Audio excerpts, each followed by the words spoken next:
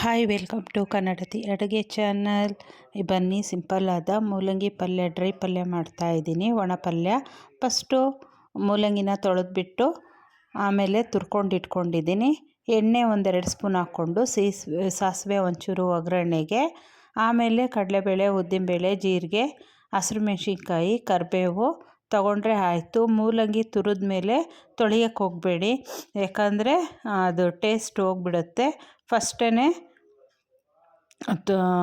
ಮೂಲಂಗಿ ಮೇಲ್ಗಡೆ ಸಿಪ್ಪೆ ತೊಗೊಂಬಿಟ್ಟು ತುರಿದ್ಬಿಟ್ಟು ಆಮೇಲೆ ಇದು ಮಾಡಿ. ಈರುಳ್ಳಿ ಏನು ಬೇಡ, ಯಾಕಂದರೆ ಇದರಲ್ಲೇ ಇರುತ್ತೆ ಮೂಲಂಗಿಲಿ. ಹಾಗಾಗಿಬಿಟ್ಟು ಅರಿಶಿನ ಪುಡಿ, ಧನಿಯಾ ಪುಡಿ, ಖಾರದ ಪುಡಿ ಏನೂ ಹಾಕಬೇಡಿ. ಒಣಮೆಣ್ಸಿನ್ಕಾಯಿ ಹಾಕ್ಕೊಳ್ಳಿ. ಹಸಿರು ಮೆಣ್ಸಿನ್ಕಾಯಿ ಬೇಡ ಅಂತ ಹೇಳಿದ್ರೆ ಒಣಮೆಣ್ಸಿನ್ಕಾಯಿ ಹಾಕ್ಕೊಳ್ಳಿ ಒಗ್ಗರಣೆಗೆ. ತುಂಬ ಸಿಂಪಲ್ಲಾಗಿ ಮಾಡ್ಬೋದು.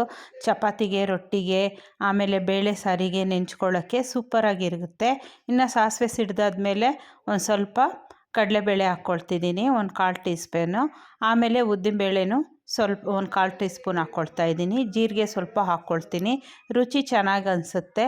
ಉಪ್ಪು ಒಂದು ಹಾಕ್ಕೊಂಬಿಟ್ಟು ಒಂದು 10 ನಿಮಿಷದಲ್ಲಿ ಪಟಾಪಟ್ ಅಂತ ಆಗಿಬಿಡುತ್ತೆ. ಸ್ಕೂಲಿಗೆ ಹೋಗೋ ಮಕ್ಕಳಿದ್ರೆ ಈ ಥರ ಒಗ್ಗರಣೆ ಮಾಡಿಬಿಟ್ಟು ಮೂಲಂಗಿ ಪಲ್ಯ ಮಾಡಿ ಚಪಾತಿ ಒಳಗೆ ಹಾಕ್ಬಿಟ್ಟು ರೋಲ್ ಮಾಡಿಕೊಟ್ಬಿಟ್ರೆ ಆಯಿತು. ಒಂಚೂರು ಟೊಮೊಟೊ ಸಾಸ್ ಹಾಕ್ಬಿಟ್ಟು ಸೂಪರಾಗಿರುತ್ತೆ. ಮಕ್ಕಳು ಖುಷಿಯಾಗಿ ತಿಂತಾರೆ. ಪರೋಟನೂ ಮಾಡ್ಬೋದು. ಚಪಾತಿ ಹಿಟ್ಟು ಈ ಥರ ಪಲ್ಯ ಮಾಡ್ಕೊಂಬಿಟ್ಟು ಆಮೇಲೆ ಚಪಾತಿಲಿ ಹಾಕ್ಬಿಟ್ಟು ಉಜ್ಜಿದ್ರೆ ಆಯಿತು, ಪರೋಟ ರೆಡಿ ಆಗುತ್ತೆ. ಮೂಲಂಗಿ ಪರೋಟ ಸೂಪರಾಗಿರುತ್ತೆ. ಟ್ರೈ ಮಾಡಿ. ಎಲ್ಲ ಲೈಕ್ ಮಾಡಿ, ಶೇರ್ ಮಾಡಿ, ಕಮೆಂಟ್ಸ್ ಕೊಡಿ. ನೋಡೋಣ ಎಷ್ಟು ಬೇಗ ಎಷ್ಟು ಜನ ಸಬ್ಸ್ಕ್ರೈಬ್ ಆಗ್ತೀರಾ ಅಂತ. ಯಾರೆಲ್ಲ ಸಬ್ಸ್ಕ್ರೈಬ್ ಆಗಿದ್ದೀರಾ ಅವರಿಗೆಲ್ಲ ಥ್ಯಾಂಕ್ಸ್. ಇನ್ನು ರಾತ್ರಿ ಎಲ್ಲ ತುರ್ಕೊಂಡು ಬಾಕ್ಸಲ್ಲಿ ಇಟ್ಕೋಬೋದು ಫ್ರಿಜ್ಜಲ್ಲಿ. ಇಲ್ಲ ಬೆಳಿಗ್ಗೆ ಟೈಮ್ ಇದೆ ಅಂತ ಹೇಳಿದ್ರೆ ಪಟಾಪಟ್ ಅಂತ ತುರ್ಕೋಬೋದು. ಸೂಪರಾಗುತ್ತೆ. ಹೆಚ್ಚಿ ಮಾಡೋಕ್ಕಿಂತ ಈ ಥರ ತುರಿದ್ಬಿಟ್ಟು ಮಾಡಿ ಪಲ್ಯ. ಸಿಂಪಲ್ಲಾಗಿ ಒಂದು ಉಪ್ಪು ಹಾಕಿದರೆ ಆಯಿತು. ಅರಿಶಿನ ಎಲ್ಲ ಹಾಕಿದರೆ ಒಂಚೂರು ಘಾಟ್ ಹೊಡೆಯುತ್ತೆ. ಹಾಗಾಗಿಬಿಟ್ಟು ಅರಿಶಿನ ಹಾಕಬೇಡಿ, ಆಮೇಲೆ ಕಹಿ ಬರುತ್ತೆ ಒಂಚೂರು. ಮೂಲಂಗಿ ಪಲ್ಯಕ್ಕೆ ಅರಿಶಿನ ಹಾಕಿದ್ರೆ ಒಂಚೂರು ಕಹಿ ಬರುತ್ತೆ. ಈ ಥರ ಒಗ್ಗರಣೆಲೇ ಮಾಡ್ಕೊಂಬಿಟ್ಟು ಒಂದು 10 ನಿಮಿಷ ಬೇಯಿಸ್ಕೊಂಬಿಟ್ಟು ಕಾಯಿ ತುರಿ, ಕೊತ್ತಂಬರಿ ಸೊಪ್ಪು ಮೇಲೆ ಉದುರಿಸಿದ್ರೆ ಆಯಿತು. ಸೂಪರಾಗುತ್ತೆ.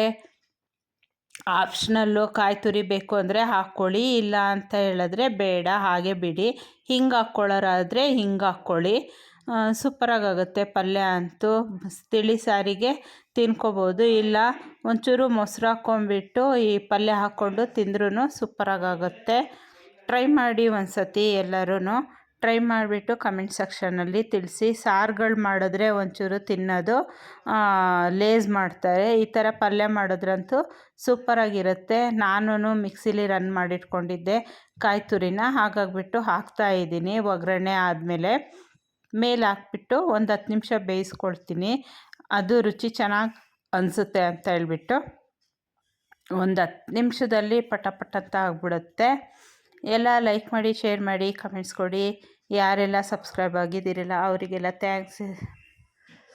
ನೋಡೋಣ ಎಷ್ಟು ಬೇಗ ಎಷ್ಟು ಜನ ಸಬ್ಸ್ಕ್ರೈಬ್ ಆಗ್ತೀರಾ ಅಂತ ಹೇಳಿಬಿಟ್ಟು. ಈ ಥರ ಮಾಡಿಕೊಂಡು ಟೇಸ್ಟ್ ಹೇಗಿದೆ ಅಂತ ಕಮೆಂಟ್ ಸೆಕ್ಷನಲ್ಲಿ ತಿಳಿಸಿ.